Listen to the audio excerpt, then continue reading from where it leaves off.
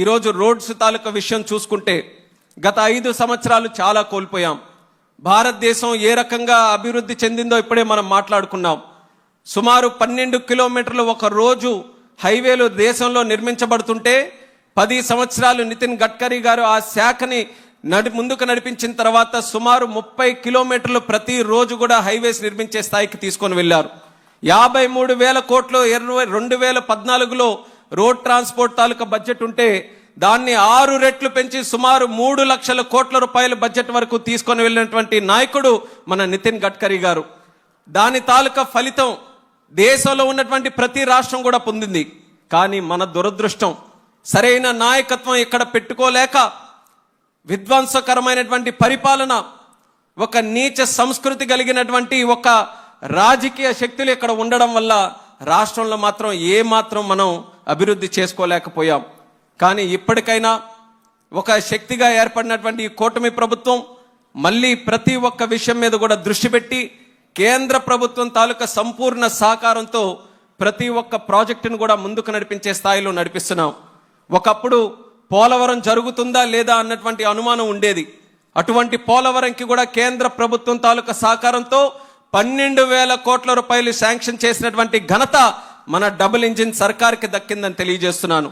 అలాగే Visakhapatnam steel plant, Visakha ఉక్కు ఆంధ్రుల హక్కు అని ఎంతో మంది పోరాటం చేసి ప్రాణత్యాగం చేసినటువంటి రోజులున్నాయి.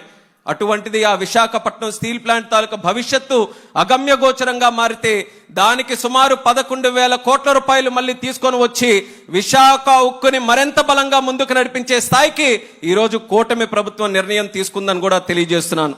రైల్వే జోన్ కావచ్చు, ఇక్కడ ఈ ప్రాంత పరిసరాల్లో ఉన్నటువంటి రైతులు దేశంలో కాదు ప్రపంచంలోనే ఏ ఒక్కరు కూడా అంత పెద్ద సుదీర్ఘమైనటువంటి పోరాటం చేయలేదు.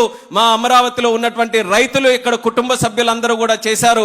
మరొక్కసారి మీకు సెల్యూట్ చేస్తున్నాను.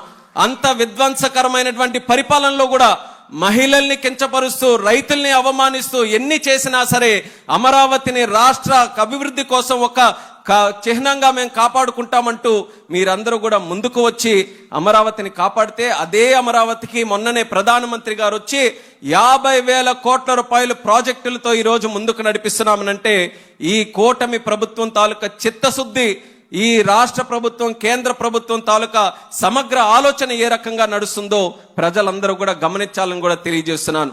ప్రజలు ముఖ్యంగా గమనించాల్సినటువంటిది ఆ రోజు చేయలేంది ఈ రోజు ఎందుకు చేస్తున్నాం? నాయకత్వంలో వచ్చినటువంటి మార్పు. మనకున్నటువంటి నాయకత్వం ప్రజల కోసం ఆలోచించే నాయకత్వం, రాష్ట్రం కోసం రాష్ట్ర భవిష్యత్తు గురించి ఆలోచించే నాయకత్వం, రేపు రాబోయే తరం గురించి ఆలోచించే నాయకత్వం. అందుకనే ఒక పక్కన మీరు చూస్తున్నటువంటి నాయకుడు ఈరోజు బండి తీస్తే మామిడికాయలు దొరికితే మామిడికాయలు తొక్కుకుంటూ వెళ్తున్నాడు, మామిడికాయలు దొరకకపోతే తలకాయలు దొరికితే తలకాయలు తొక్కుకుంటూ వెళ్తున్నాడు, ఆంధ్రప్రదేశ్ రాష్ట్ర భవిష్యత్తును తొక్కుకుంటూ వెళ్తున్నాడు. ఎక్కడ మంచి పని జరుగుతుందనంటే ఆ మంచి పని ఎలా జరగకుండా చేయాలని ఆలోచిస్తున్నాడు. మరొక పక్కన మనకున్నటువంటి నాయకత్వం అందరినీ కూడా కలుపుకొని తీసుకొని వెళ్తూ ఆంధ్రప్రదేశ్ రాష్ట్రమే కాదు, తెలుగు వాళ్ళు ఎక్కడ ఉన్నా ప్రపంచంలో ఏ మూల ఉన్నా సరే అందరికీ కూడా మన ప్రభుత్వం సహకరిస్తూ ముందుకు నడిపించాలని ఒక గొప్ప ఆలోచనతో చేస్తున్నటువంటి ఈ కార్యక్రమం నిరంతరం కూడా కొనసాగాలి. మనకు జరుగుతున్నటువంటి తప్పులు ఏంటంటే చెట్టును మనం నాటి నీళ్లు పోసి తీరా కాయలు కోసుకునే టైంకి ఒక కషాయవాడిని పెట్టి ఆ కాయలే కాకుండా చెట్టును కూడా నరికే పరిస్థితి ఆంధ్రప్రదేశ్ రాష్ట్రంలో వచ్చి ఎందుకు మనం బాగుపడట్లేదని తిరిగి మనకే ప్రశ్న అడుగుకుంటే అది ఎంతవరకు న్యాయమో రాష్ట్ర ప్రజలు కూడా ఆలోచించాలి.